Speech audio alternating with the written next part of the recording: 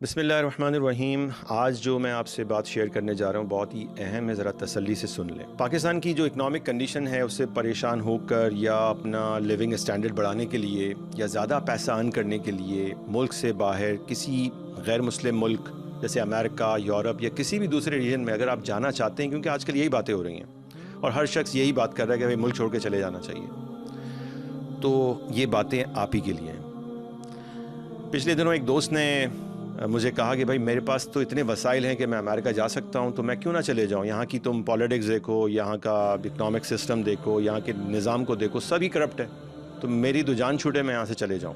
तो मैंने उससे कहा कि यार तुम किसी भी नॉन मुस्लिम कंट्री में जाकर अपना या अपने बच्चों का दीन तो बचा लोगे, लेकिन ये कोई गारंटी नहीं है कि वो लोग आगे अपने बच्चों और उनके ग्रैंड चिल्ड्रन का दीन बचाने में कामयाब हो सकेंगे या नहीं। तो ये वबाल क्यों भाई अपने सर लेना चाहते हो। उसने वही जवाब दिया जो आपने अक्सर सुना होगा। सब लोग यही कहते हैं भाई जिसने बिगड़ना है तो बिगड़ेगा, कहीं भी जाएगा बिगड़ सकता है। क्या पाकिस्तान में यूथ बिगड़ नहीं रही है? और ये तो सब तरबियत पे डिपेंड करता है, घर के माहौल पे डिपेंड करता है।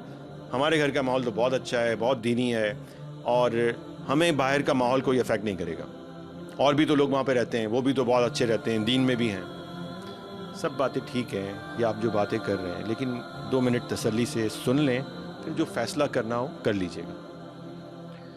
शेख अली तंतावी ये एक आलिम गुजरे हैं। उनकी एक पोती जो पिछले 40 साल से अमेरिका में रह रही हैं, वो लिखती हैं कि मुझे एक टास्क मिला। टास्क ये था कि मैं बैरूत की मशहूर फैमिली रमज़ान फैमिली के बारे में मालूमात जमा करूं। ये वहाँ की एक बड़ी रिच फैमिली थी। तो कहती हैं कि मैंने सर्चिंग शुरू की और उनके फैमिली ट्री को देखते हुए और इंटरनेट की मदद से कुछ ही अरसे में कोई तकरीबन 5000 लोगों का डाटा जमा कर लिया। लेकिन डाटा में मिलने वाली मालूमात जो थी वो बहुत ही भयानक थी। कहती हैं कि मैंने रमज़ान फैमिली के उन अफराद को अलग किया जो मुल्क छोड़कर वेस्टर्न कंट्रीज़ की तरफ हिजरत कर चुके थे। अब ज़रा उसके स्टेट्स ज़रा सुने गौर से।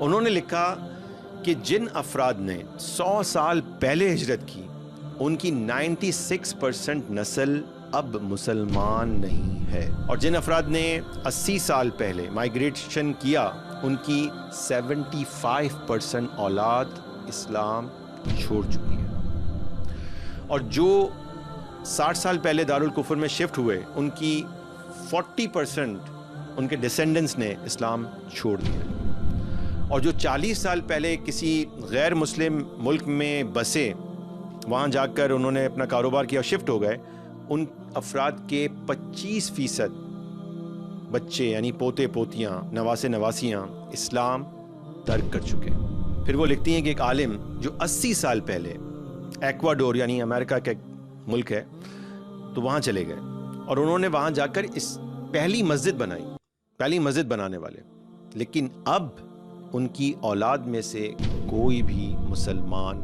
नहीं है। और ये देखिए वाशिंगटन के तीसरे बड़े रिसर्च सेंटर पीयू की रिपोर्ट, जिसमें उन्होंने एडमिट किया है कि जिस मज़हब को लोग सबसे ज़्यादा कबूल कर रहे हैं वो इस्लाम है, और यही बातें हमने सुनी है अक्सर। लेकिन उसके साथ एक दुख और तकलीफ और तशवीश की बात ये भी लिखी है कि हर साल जितने गैर मुस्लिम इस्लाम कबूल कर रहे हैं, तकरीबन उतनी ही तादाद में पैदाइशी मुसलमान इस्लाम छोड़ भी रहे हैं।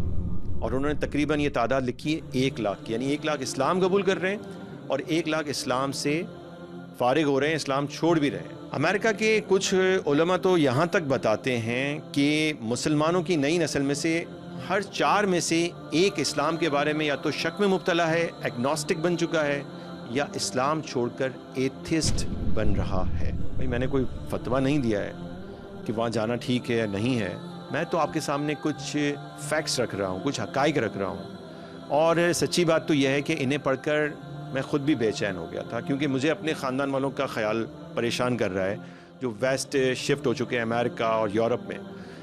इसलिए जो भी फ़ैसला करना है सोच समझ कर कीजिएगा। हाँ, 1 मिनट। मुझे मालूम है कि बहुत से लोग सोच रहे होंगे कि भाई ये तो मौलवी आदमी है, इसे दुनिया का कुछ पता वता नहीं है, लोगों का बिला वजह जहन ख़राब करने आ गया। तो मैं अर्ज़ कर देता हूँ कि भाई मैं भी बाहर रह चुका हूँ और जानता हूँ कि पाकिस्तान की इकॉनमी के लिए ह्यूमन रिसोर्स का बाहर जाना कितना ज़रूरी है।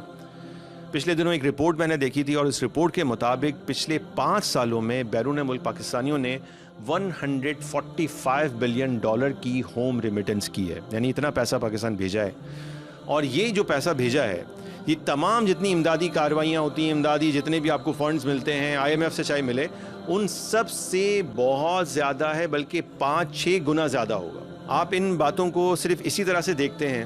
ایک اور زاویہ بھی تو ہے سوچنے کا، ایک اور اینگل بھی تو ہے کہ اگر سارا ٹیلنٹ پاکستان سے ڈرین کر جائے گا اور سارے ہائی اسکلڈ اور کارآمد لوگ باہر چلے جائیں گے تو یہاں کے نظام کو ٹھیک کون کرے گا؟ پاکستان کو آپ کی یہاں زیادہ ضرورت ہے، اس لیے آپ کو نظام میں داخل ہونا پڑے گا اور آپ کو معیشت میں آنا ہوگا، سیاست میں آنا ہوگا. اور ظاہر ہے کہ کیپٹلسٹ پاورز اور کرپٹ پولیٹیشنز ایماندار لوگوں کو آسانی سے تو آنے نہیں دیں گے، لیکن ہمیں اور آپ کو لیگل رائٹ کے لیے، اپنے لیگل حق کے لیے داخل ہونا پڑے گا.